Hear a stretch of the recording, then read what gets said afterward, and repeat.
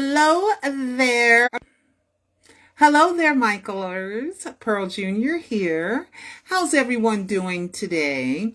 I went live, was it yesterday or the day before? But anyway, it was like 10 minutes before I went live, there was an earthquake. And I forgot to mention there was an earthquake in California. And I'm not that far from the epicenter. A couple of things fell off my shelf, but not a whole lot, and we survived it. I didn't read any reports of any type of any significant damage or any deaths. So yay. But California's been going through it. We've had the rain, a bigger rain than we've had in 40 years, which was El Nino. And I remember that rain in the 80s. It was outrageous. Okay, especially for California.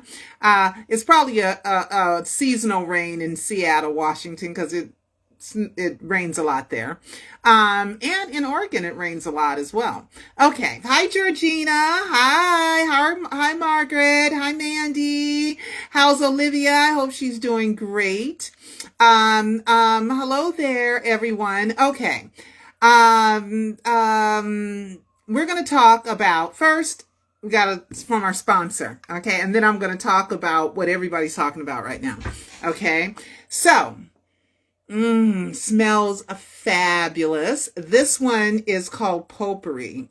And it's a fragrance my son made up, and it is so good, especially for dry, cracked skin. You got rashes. You just want luscious, lovely, soft, good smelling skin. Oh my goodness. Make sure you pick up some of your Stays All Day Shea. Let's do work and play. Because everybody's got skin, and it's a natural product. And I got some great fragrances. I got Cashmere, which I call Cash Deer. I got Go Madam Go, which is Coco Mademoiselle. I have Dolce & Gabbana, which I call Light Blue. I call Light and Lovely. I have Jacquard Noir, that I call Dark Brocard. I have Creed Adventus, which I call Greed Adventure. I have Creed Green Irish Tweed, which I call OMG British Weed. I mean, just so. Oh, I have Dior Sauvage. I have Dior Sauvage and Miss Dior, and I call it Doré Cherry. And Dior Sauvage, I call Savage Lavish. And plus a whole bunch more. I got lemongrass. I have essential oil lavender. I have a new Jazzy Patty, but I call it Jazzy Patchouli, but I'm going to change it to Jazzy Patty, which is jasmine or essential jasmine with patchouli. Oh, it smells fabulous. Henry Louise got the first one of those. And I hope she says she already sent me an email that she loves it. It smells so divine. And I got a whole lot, over 40 sensational scents. Okay. So anyway, so the reason why I'm coming on already is because I've been getting a lot of emails about the sale of the MiJac catalog, at least half of the MiJac catalog, which Michael had said in the past he never sell, and he didn't want to sell, and never is a long time. And one of the philosophies of my life is appropriateness is judged by the surrounding circumstances. Okay, the circumstances change. Maybe your opinion will change, or maybe your ideas will change, or maybe you just change position. Change affections, things change, right? So anyway, I want to talk about that. Now, and I'm going to talk about Karen Faye, some comments that have been, people have been sending to me from Karen Faye, and also my friend Twiggy, who used to be a believer, but she isn't anymore, and we're going to talk about that. But anyway, but first we're going to talk about the MiJac catalog. Okay, before I get into it, what makes Michael fake his death is what makes Michael fake his death. It's not because the family cried he didn't fake his death. It's not because the Jacksons take pictures with me. It's not because words, because a lot of people, I'll bring all this proof and then people will send me something that just has words in it. And I'm like, what? There's words. Give me something substantial, something to substantiate those words, because I am a facts, proof, evidence, clues type of gal. That's the type of gal I am, okay? And if you don't have facts, proof, evidence, and clues, then it's just an opinion, right? Or it's just words, okay? All right. So anyway, just because the Sony catalog sold half of it, Michael owned half of it, and I'm going to get into that. The first half of the Sony ATV catalog, Michael had signed a deal before the death announcement, and at a certain time, the contract said either they're going to buy half, Michael's going to buy Sony out, or Sony's going to buy Michael out. One of the two, but they weren't going to be partners after a certain time, right? So when the time came, the Michael Jackson estate, since Michael isn't dead, guys, I believe Michael is making every single solitary decision there is to make, period. Okay, so every decision is his. So I always wonder, why did he make this decision, or why did he make that decision? Okay, so we go back to 2016. Well, he's getting sued for a death tax, an inheritance tax, right? And what that means is, at the time of your death, which was June 25th, 2009, right? At that time, right? How much were your assets worth? And not your cash, not the cash on hand. You're not taxed on the cash at hand, but you are taxed on your assets. Okay, it's an inheritance tax, and it's as high as 40%. It has changed throughout the years. If Michael would have faked his death in 2010, I think it was gone in 2010, if my memory serves me right. But anyway, so the reason why the Sony ATV catalog had to be sold back to Sony, one is there is a claimation law. A claimation law, copyright claimation law. Let me look that up, okay? Copyright, because it's very important. Copyright reclamation law, okay? It says copyright law permits authors to reclaim their copyrights after 35 years after transferring those rights. Reclaiming copyright allows the author to make new publishing arrangements, including making the work openly available on the web. So that claimation, that 35 years, when they sold it in 2016, it was coming up, I think, 2018 or something, Paul McCartney and Yoko Ono were getting the Lennon-McCartney songs back. AKA the Beatles catalog. They were getting it back because they were reclaiming it, right? So now the value of the estate goes way down. That's one reason, right? I don't think he knew very much about the reclamation law. I don't think his attorneys warned him either about that. Okay. And it probably, I don't know if it was even in effect when he bought it. I think in 1988, maybe he bought the Sony catalog, half of it. Okay, or Sony catalog. He bought the Sony catalog, the Beatles catalog. No, excuse me, my bad. He bought the ATV catalog, and then in the 90s, he joined with them, and it became Sony ATV catalog. And when they merged, Sony gave Michael $100 million. Michael got the ATV catalog for some guy named Holmes. Okay, and he bought it for 35, or was it 43 million? I can't remember, but you guys look up the actual details of how much he bought it for, right? And so in the 90s, he decided to merge. Sony and ATV merged, and it became the Sony ATV catalog. Michael owned half, Sony owned half, right?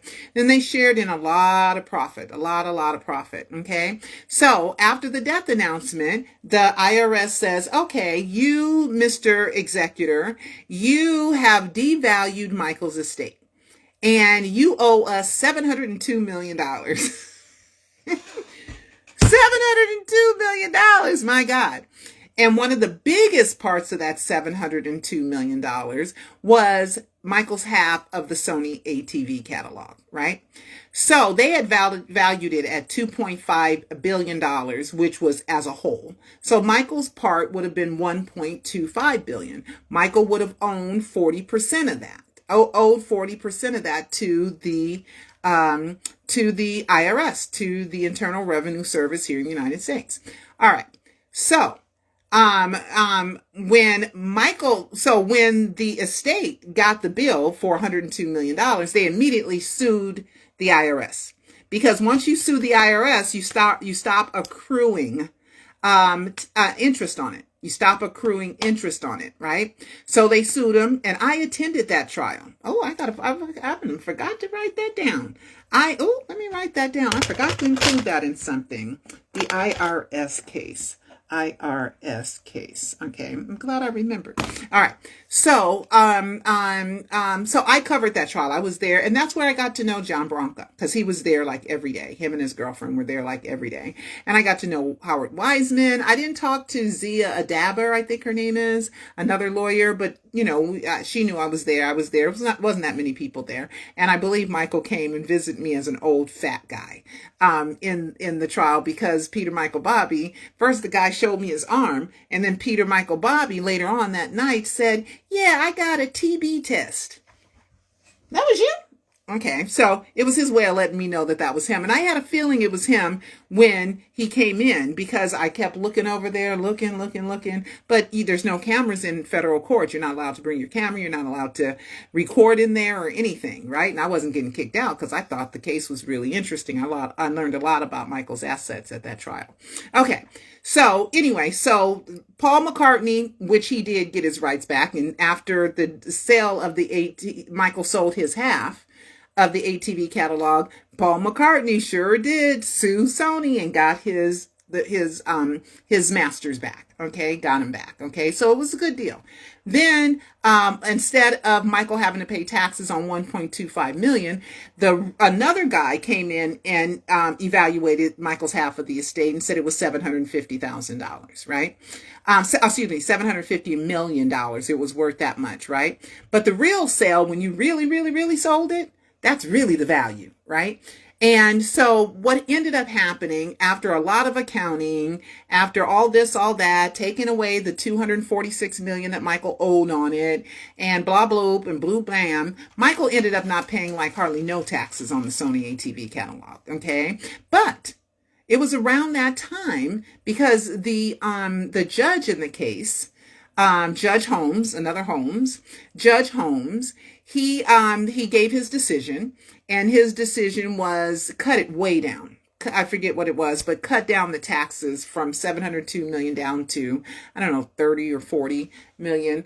Let's see. And other people, and not just the Beatles catalog, other people whose reclaiming came through the time limits, they were able to get their masters back too. So the catalog was devalued quite a bit. We're going to talk about the MiJac catalog. Okay, how much did the Michael Jackson estate? I did a video on it. Oh, the IRS after the trial. Okay, let's see if that comes up. Okay, it was $700 million in 2003. About $200 million was in penalties. Now we'll be calculating using Holmes's figures, and and there will be no penalties. Okay, no penalties.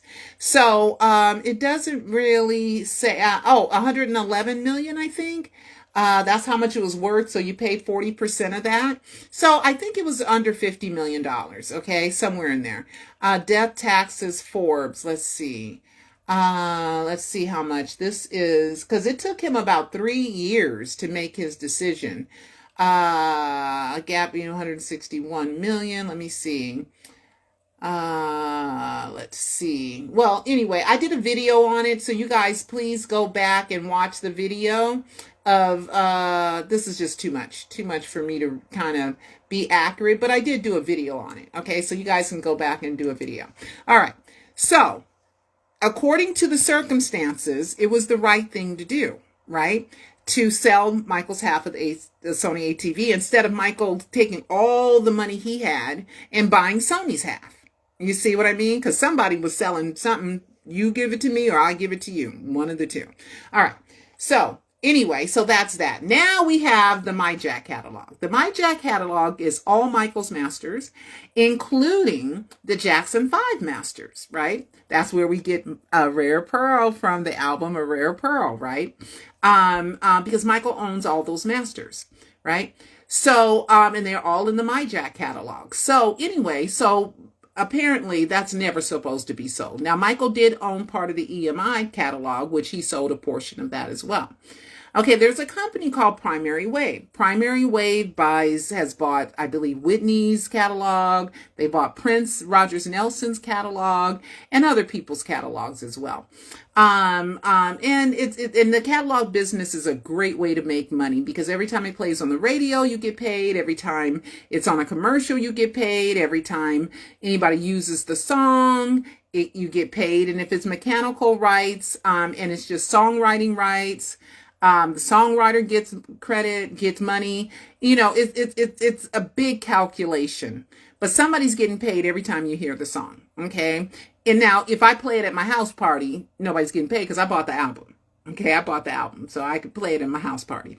But if I was to charge admission to get into a club, I believe that they have to pay, right? They should. And do they? I don't know. All right.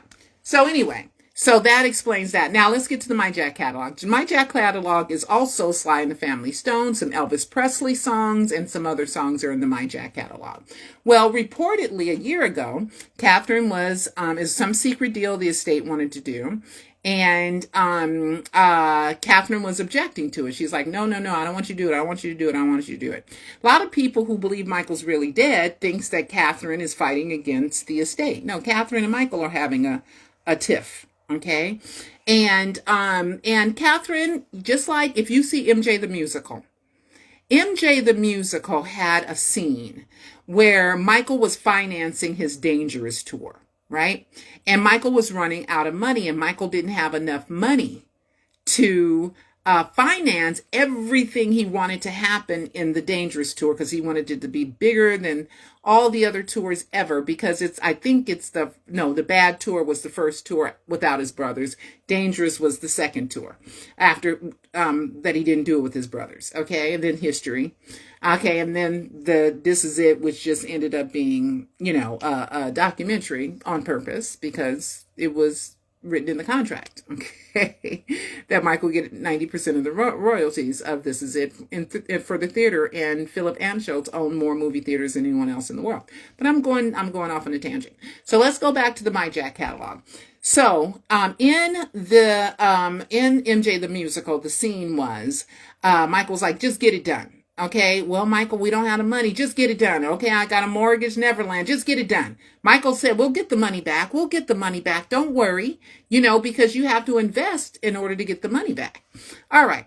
So brings us to Catherine. Catherine always didn't see eye to eye with Michael. She didn't think that ABC was going to be a big hit or The Love You Save wasn't going to be a big hit. She didn't think John Branca at the time that he was hired in the 80s was too young to be his attorney.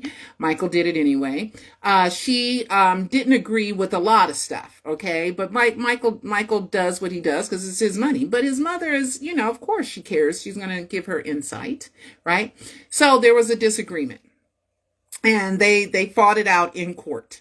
Okay. Apparently, Michael won. Okay. Because now there are reports that the MiJac catalog was sold to Sony. Okay. Sony. So they're back in business again. Right. And with them being back in business again, some fans are like, oh my God, Michael hated Sony. He hated Sony at that time. He was mad at Sony at that time. Doesn't mean he stays mad at them forever. Haven't you been mad at people and made up and kissed and made up and things were good? So just because you hate somebody at one point don't mean you dislike them now. Okay.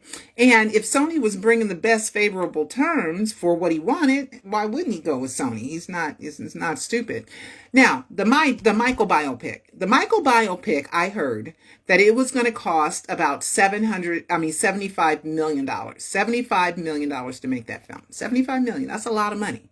That does not include the cost of promotion. Promotion of a movie is usually the same thing, double that. So Michael needs $150 million cash to make his movie. That's a lot of cash. I could say it just as easy. And a lot of people say 100 million to 200 million. It's 500 million. Oh, it's a 5 billion. People say those words without really realizing the enormity of how much money that is and that is coming out your pocket, right? If you had $10,000 to your name and I needed $15,000, you would fight me on that. You'd be like, dang, you ain't leaving me very much money, love. I mean, I got 10,000 and you want 15 and I don't really have the extra 5, where am I going to get it from? Well, I guess I could sell this and I could sell that. So this is what I think is going on. I think Michael needed more cash to make the Michael biopic. And Michael has all the confidence in the whole wide world that he's going to get his money back. Because John Branca has said this is going to be the biggest, highest grossing biopic in the history of theaters, okay, in the history of the world.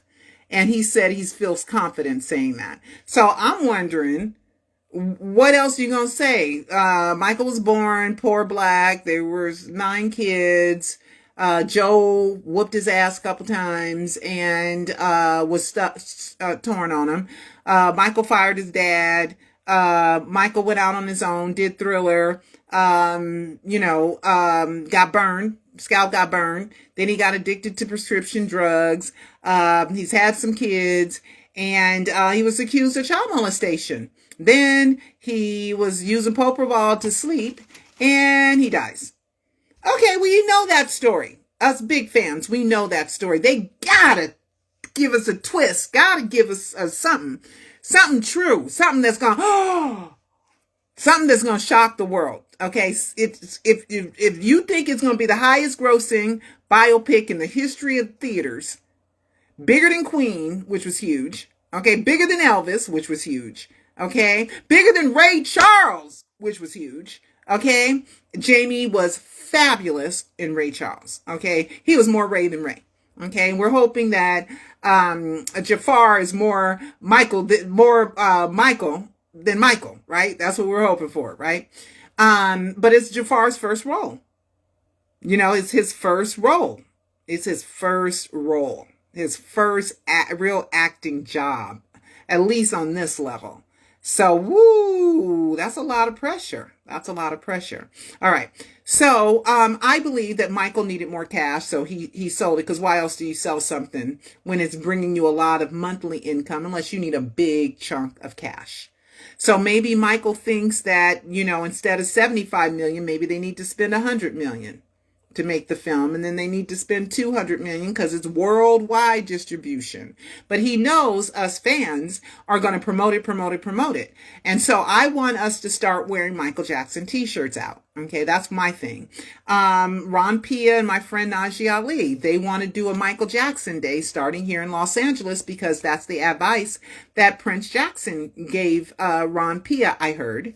Okay, that you start in Los Angeles, and we're talking about a real calendar where the legislature deems it. Michael Jackson Day is August 29th of every year, and we're going to do this, and this on that day. Okay, so and then go nationwide with that, right? Now, Susan Yu, which was one of the attorneys with Mesro Yu, they used to be partners, and they were Michael's attorneys in the 2005 trial. Okay, she didn't say much, but she's got to be a powerhouse, because she up there. She don't talk much, but she must be behind the scenes making things happen. Research, just probably brilliant. So anyway, she has joined the team of the estate against Wade and James' stupidness. Okay, aren't you just so sick of them? I'm just 10 years of this, 11.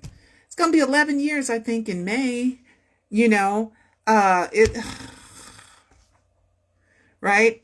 Oh my God, they're such big, gigantic liars. Okay, so anyway, hi Kimberly, hi Shanti, hi Caroline. How you guys doing? Everybody's good. Hi, Jack. Hi, Norman. Hi, Alicia. Hi, Brandon. Hi, Angela. Hi, Helena. How, Sue. Let's see. Sue and Marie and Jenny. And if I didn't bring up your name, I'm so sorry. Shetty. Hi, Shetty. Hi, Jill. Hi, so many of you guys. Hi there. You guys have been around me. Angela, hello. So you guys have been here with me for a long time. Now, back to the Karen and Twiggy. So Karen's going around posting about the situation, and she hates the estate, right? She hates the estate. And she's talking about how many times Michael fired John Bronco, which I believe is twice, right? All right. Karen, how many times Michael fired you? And she talking about the only reason why John Bronco is back is because of Randy Phillips and Gongaware. Well, the only reason why you back was because of Frank Delio. Okay, so tell the story, Karen. You was fired too, right? All right. Karen says that when John Bronco came back, that's when Michael died. As if John Bronco had something to do with Michael's death, which to me is very defamatory. Very, very defamatory. Okay. This is how my research has given me little tidbits here, there. Watch my live docuseries. And my conclusion is John Bronco was the brainchild behind the 2001 death hoax. Michael was going to fake his death during Invincible. I got plenty of evidence of that. Watch my live docuseries, right? The reason why he didn't fake his death during Invincible was because on September 7th and September 10th is when they did the Michael Jackson 30th anniversary show, right? In Madison Square Gardens, which is a mile or two away from the World Trade Center, in which the next morning there was a terrorist attack, right? So Michael knows he can't upstage. Him dying ain't gonna upstage a terrorist attack. The biggest terrorist attack on American soil. I know it happened with Pearl Harbor, but that wasn't on American soil. Okay? So, but it was against Americans though. Okay? So Michael was forced to postpone. So at that time in 2001, John Bronco, it takes a lot to get to these conclusions. Okay? You can't just take one little piece and one little piece. You really got to do it together and know a lot of stuff to get to a really solid conclusion, right? So, so at that time in 2001, Michael and John Bronco were cool, right? They were cool. Nobody fired. They were working together. I believe Bronco was the brainchild on how Michael can fake his death without breaking any laws. That's what I believe. Okay. And then it was forced to be postponed. So when Michael did the This Is It press conference, Michael fired John Bronco in 2003. And some of what Karen says is true and some of what Twiggy says is true, but not all of it. Okay. Or it's leaving out major stuff. So in 2003, Michael fired John Bronco because he thought John Bronco's best interest was with Sony instead of with him. And he thought John Bronco was stealing money from him. And I learned that in the 2005 trial. And they did an Interpol investigation, couldn't find that Bronco ever stole from him. Right?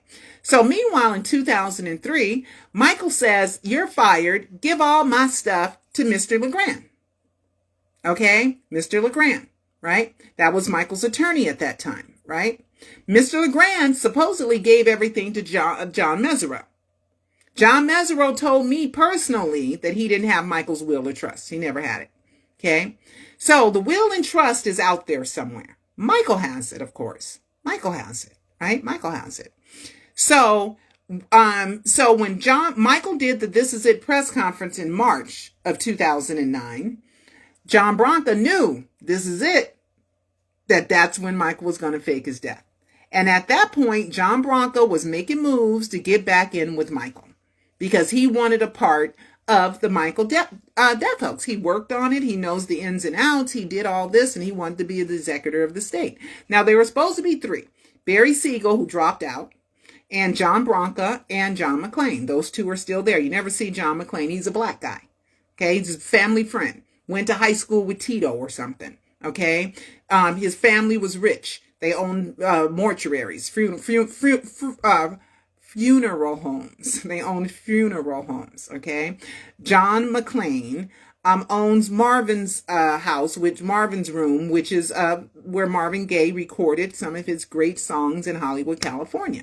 A lot of artists go there and record stuff. And him and Denzel are great. Denzel Washington are buddy, boom, ace, boo, cool buddies. Okay. John McClane got sick after a while, a few years ago, and had a stroke or something, and he was real sick, but he's still alive and he's still doing his thing, and he's okay as far as I know, but we never see him.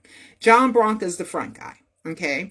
So what I believe is John Bronca got back with Michael, said, oh, no, no, no, baby, you ain't doing this without me. Or I'm telling you ain't doing it without me. Okay, made that very clear, but they don't talk to each other confrontational. It's just little kind of conversations. There's little twist, little words. There's little I'm not sure about that. To let you know. You playing hardball if you at the top like that. You playing hard. Okay? So Michael had to bring back in John Bronca. You know how I know? Because 8 days before the death announcement, John Bronca goes to the Great Western Forum, right? Which is where Michael was rehearsing before he moved it to the Staples Center, which is now cryptoarena.com. Super Bowl tomorrow. Usher gonna tear it up. He ain't gonna tear it up bigger than Michael's Super Bowl performance, though. Okay, get back to it. Okay.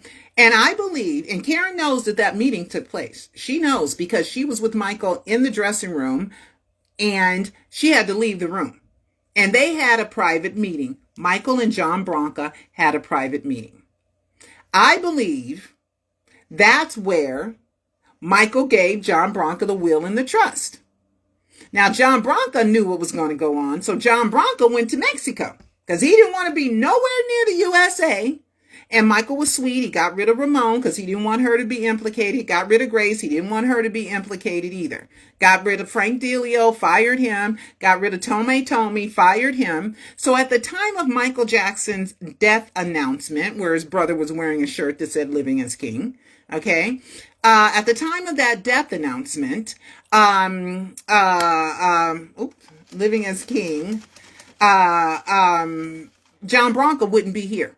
He wouldn't be nowhere near it. And Michael owned all of his stuff. He was 100% owner of everything. Michael cleaned everything. Neverland, Tom Barack, which got in a lot of trouble with Trump and did all kind of stuff. I don't know. Did he get convicted? Was he in jail or something? But something happened with Tom Barack. Tom Barack had owned Neverland. Michael made a deal with Tom Barack saying, okay, he took over the mortgage from Bank of America, I believe, or Fortress, one of the two, took the loan and paid it. So now Tom Barack owns the mortgage, which means he owns the house if you default. Okay. And Michael made a deal where you pay 0 payments. Michael pays 0 payments, right? 0 payments. Could you imagine? 0 payments. Because we see that because I look at the accounting every year. Okay, 0 payments until Ron Burkle, he owns Supermarket Giant, bought it, right?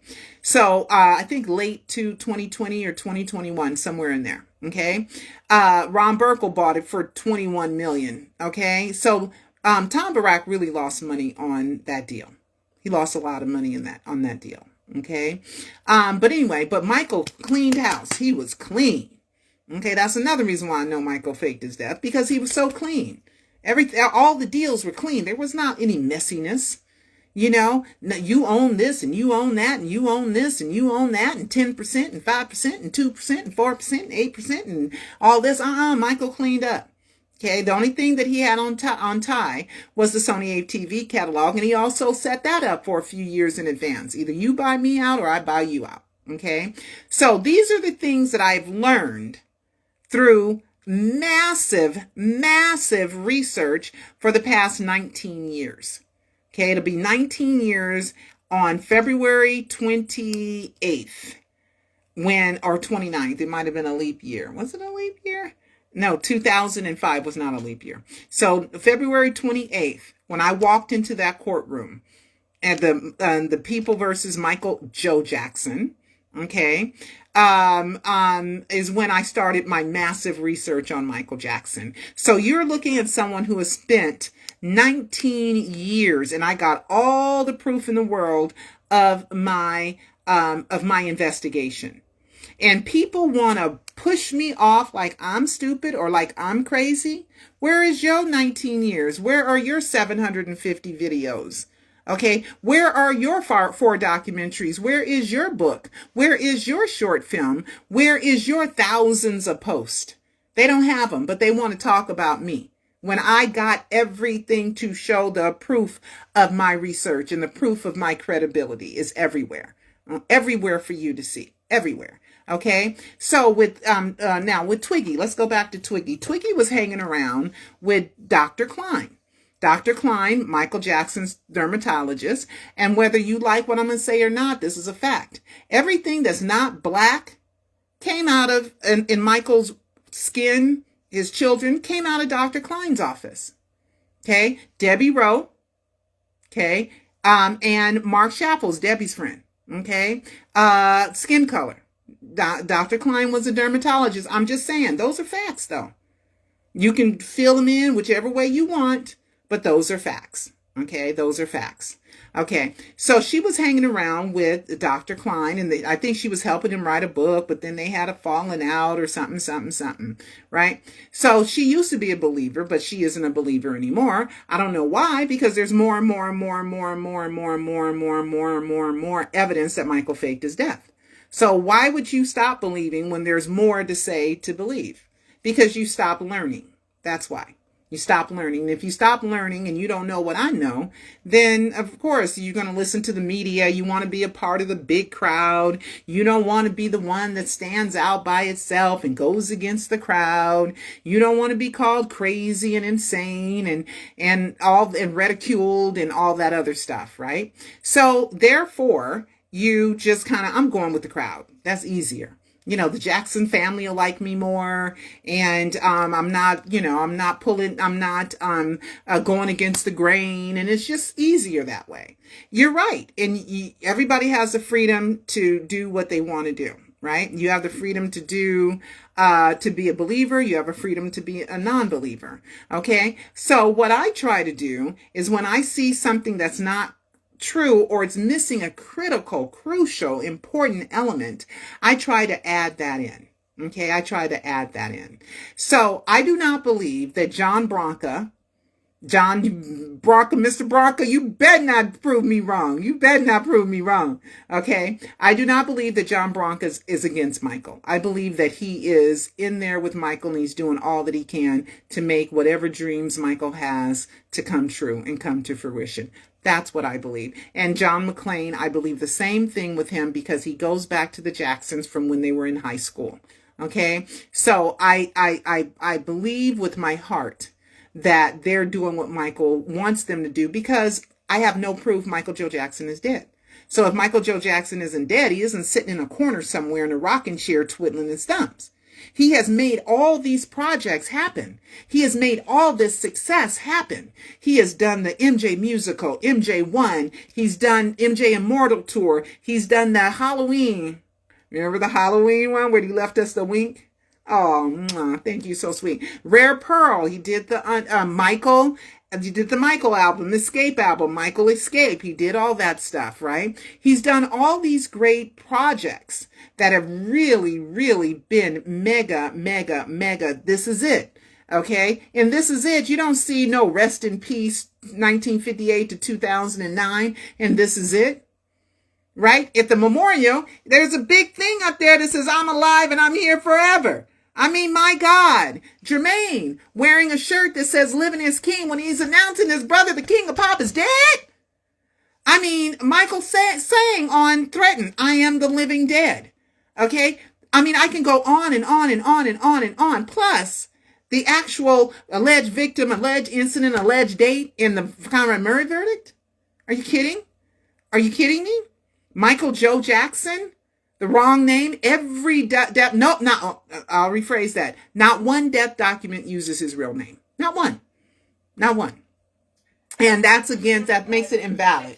That's against the, That's against the bylaws of the Department of Public Health and the Department of CDC.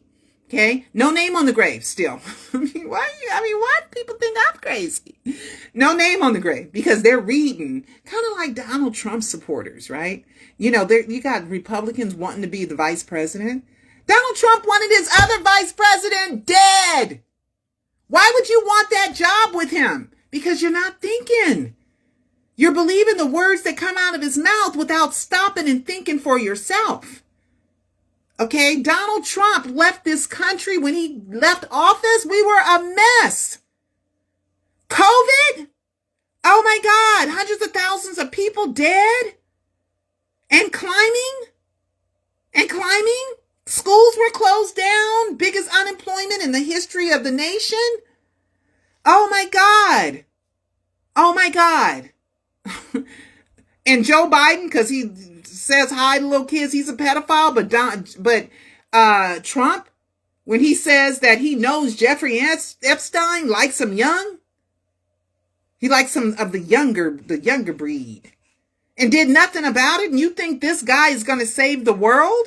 Who's been convicted of fraud, convicted of sexual assault, 91 felony accounts. He told people, come here, come to my rally, and then march your butt down there because you ain't going to have a country anymore. And they went down and they raided the Capitol and stopped the counting of the electoral votes. They defecated in our Capitol, broke windows, beat up cops, and we want this man back. Are we?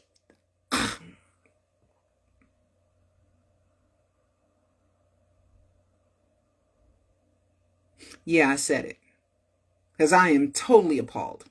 Totally appalled. Okay? And that's how I feel when we're talking about Michael Jackson being dead. Right? What do we have? And the media refuses to report there's no name on his grave. Right? The casket was never open. Right? The wrong name on all death documents.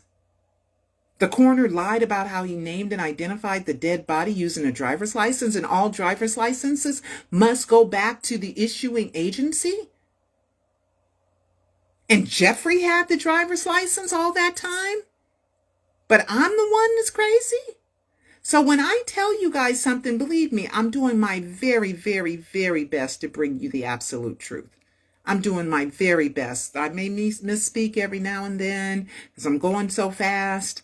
Okay, but anyway, this is a soliloquy instead of a question and answer. And when I'm going on and on for a long time, you can make mistakes. But if somebody was to ask me questions, oh, I'm going to be on it.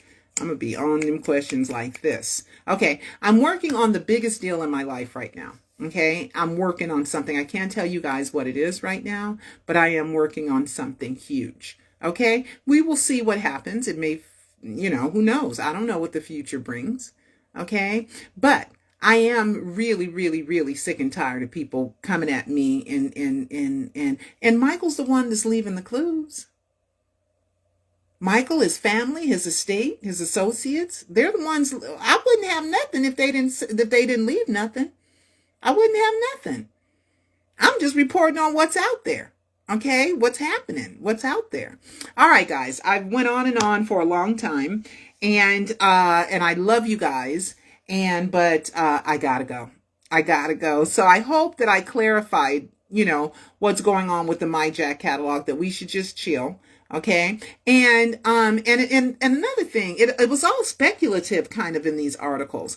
Now we'll find out what happened in the estate accounting, but if it happened last year, they're about 3 years behind in the estate accounting. So we won't find out, the accounting of anything and how it happened for another 2 years. Okay. And so by then it's going to be old news, but I'll still report on it because I love reading the accountings that come out. Okay. So we need to relax. Michael knows what he's doing. I trust Michael. Okay. I do. How could you not trust his decision making when it comes down to his projects? Okay. Now with the Michael movie, I'm hoping he tells the truth. At least give us one big truth. Give us Billie Jean as Brandon Howard. That son is Brandon Howard by the beauty queen herself, Mickey Howard, who was a teenage beauty queen. Okay. Give us that one. Or give us the truth about you and Lisa Marie's marriage was not real. Okay. And neither was Debbie Rose, never registered here in the United States of America. Okay. Because he married Debbie Rowe. It was a ceremony in Australia, and Lisa Marie, that ceremony wasn't legit anywhere. Wasn't legit in the Dominican Republic because you had to be divorced for 10 months, and she was divorced for 6 weeks or less. you know. And so it's invalid. The magistrate was in the wrong jurisdiction. You know, it's in the name of Michael Joseph Jackson when his passport is in the name of Michael Joe Jackson. I mean, it's just, and it's all kind of mistakes in that, okay? So they got to give us one big, gigantic, drop our mouth truth. At least one, Michael. Okay? If it's going to be the same old story, you know, we've all heard it. Okay, Joe beat your ass, you know, and then always making the black father the villain. I get so sick of that. When Joe is one of the greatest father managers in the history of the world. Okay, and every bit of success, no one gets success without some pain, without some suffering. No one does. Everybody, even ballerinas, right? Their feet bleed, you know, the teachers are tough on them, you know, for them to be the best and to bring out the best. Okay, so we got to remember, Joe was hard on them, but he made their dreams come true. He probably made them exceed their wildest expectations, right? Michael said he wants to perfect perfection. God dang, right? Right? That's some good stuff right there. Perfect perfection. But, Michael, but who's to define perfection? All right. So anyway, let's just hope that we get one big truth out of it. I hope we get all the truths, but I don't think so. I don't think he has the courage. I really don't. I don't think he has the courage to tell all the truths. All right. Oh, or the big truth. I faked my death. I'm alive. Like the, what was it? The Five Alive? Remember that? What was it? Oh my God. It was a bird, you know, the Five Alive bird. I'm alive. Ooh. Now, if he comes out and says he's alive, now that's going to make the biggest, make that into the biggest biopic in the history of the world. Yes. Okay. I want that. Give us one big truth, Michael. One big one. Hi, Penny. Hi, Caroline. All right. Gotta go, guys. Okay. And I will see. Hi, Joy. Did I say hi to you already? And Penny, I said hi to oh, hi, Joe Keegan. How are you? Fifi, how you doing, girl? Marsha. Oh, nice to see you guys. Gosh, you guys have been with me a long time. I love you guys so much. Leanne, you guys are so wonderful. Stu, Jack and Jill. Okay, and Carl and Helena. So, Alicia, and I just love you guys. Okay, so please support me. Order your Stays All Day shade. It's been kind of a slow month for us because it rained, and when it rains, we can't go out and do farmers markets. Okay, and today, oh my God, the wind was so crazy that our tent flipped over. Our tent flipped. Oh my God, it almost went flying, which could have been a catastrophe. But my son and some of the other guys there, they held on to it. So, you know, things are a little, you know, tough, and I got to pay my retail taxes and, you know, golly. So you guys, please buy your Stays All Day shade. Let's do work and play. Because everybody's got skin. All right. Talk to you next time. Love you. Bye-bye.